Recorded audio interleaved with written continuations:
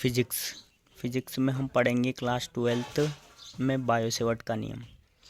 Biot-Savart के नियम के बारे में पढ़ेंगे। बायो-सेवर्ट ने एक नियम दिया था धारावाही विद्युत चालक के लिए। सन 1820 में फ्रांस के वैज्ञानिक बायो और सेवर्ट दो वैज्ञानिक बायो और सेवर्ट ने धारावाही चालक के समीप किसी बिंदु पर चुंबकीय क्षेत्र की तीव्रता ज्ञात करने के लिए चुंबकीय क्षेत्र की तीव्रता ज्ञात करने के लिए एक नियम का प्रतिपादन किया, जिसे बायो-सेवर्ट का नियम कहते हैं। माना कि XY एक चालक है। क्या लेना पड़ेगा? XY एक चालक है जिसमें I विद्युत धारा प्रवाहित हो रही है। तब इस धारावाही चालक के एक अल्पांश AB द्वारा उत्पन्न चुंबकीय क्षेत्र के किसी बिंदु P पर चुंबकीय क्षेत्र की तीव्रता dB, चुंबकीय क्षेत्र की तीव्रता dB ज्ञात करेंगे। देखना यहाँ एक अल्पांश लिया हमने XY एक अल्पांश लिया है जिसमें I धारा प्रवाहित हो रही है, जिसमें दो बिंदु दिया है AB, अल्पांश एक AB, जिसकी लंबाई dl है। क्या है? इसकी लंबाई dl है और इससे r दूरी पर एक बिंदु P है जिस पर चुंबकीय क्षेत्र की तीव्रता dB ज्ञात करेंगे। इसमें बिंदु B पर अल्पांश AB पर से P दूरी पर जो लंबाई है इसके बीच एक कोण बनेगा, ये थीटा कोण बनेगा। अब यहाँ पे देखना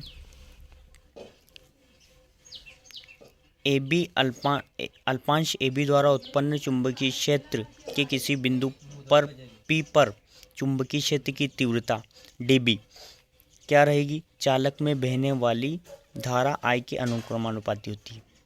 जो चुंबकीय क्षेत्र होता है, चुंबकीय क्षेत्र की तीव्रता I के अनुक्रमानुपाती होती है, अर्थात dB अनुक्रमानुपाती I। चालक के उस अल्पांश की लंबाई dl के अनुक्रमानुपाती होती है, अर्थात dB अनुक्रमानुपाती dl, अल्पांश की लंबाई के अनुक्रमानुपाती। तीसरा पॉइंट है अल्पांश की लंबाई dl। अल्पांश की लंबाई और अल्पांश से बिंदु P को मिलाने वाली रेखा के बीच जो बनने वाला कोण साइन थीटा के अनुक्रमानुपाती होता है, अर्थात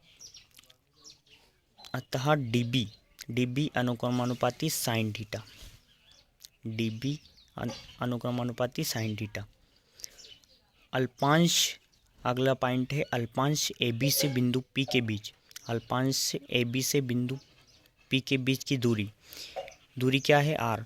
बिंदु AB से अल्पांश AB से बिंदु P के बीच की दूरी R वर्ग के अनुक्रमानुपाती होती है, R के वर्ग के व्युत्क्रमानुपाती होती है। क्या होती है? व्युत्क्रमानुपाती होती है, अर्थात dB व्युत्क्रमानुपाती 1/r²। उपरोक्त चारों को मिलाकर हल करेंगे तो क्या आएगा? dB अनुक्रमानुपाती आइडियल साइन थीटा बटे r², या dB बराबर k, अनुक्रमानुपाती को हटाने पर क्या आएगा? k बराबर k आइडियल साइन थीटा बटे r²। समीकरण 1 बन गई। अब जहाँ k क्या है? एक अनुपातिक नियतांक है, यहाँ मापन की पद्धति पर निर्भर करता है। k का मान सभी जगह पे अलग अलग लिया जाता है, यह मापन की पद्धति पर निर्भर करता है। जैसे कि CGS पद्धति में वायु या निर्वात के लिए k बराबर कितना होता है? 1 होता है। तो यहाँ k का मान 1 रख दिया तो क्या आएगा? dB बराबर आइडियल साइन थीटा बराबर r²। इसी प्रकार SI पद्धति में वायु या निर्वात के लिए k बराबर क्या लेंगे? μ0/4π। अतः समीकरण 1 से μ0 बराबर k बराबर μ0/4π, dB बराबर लेंगे हम μ0/4π आइडियल साइन थीटा बटे r², या dB बराबर μ0 आइडियल साइन थीटा बटे 4π r²। इस प्रकार से यहाँ समीकरण बायो-सेवर्ट के नियम के अनुसार हमें प्राप्त हुआ है। इसे ही बायो-सेवर्ट का नियम कहते हैं।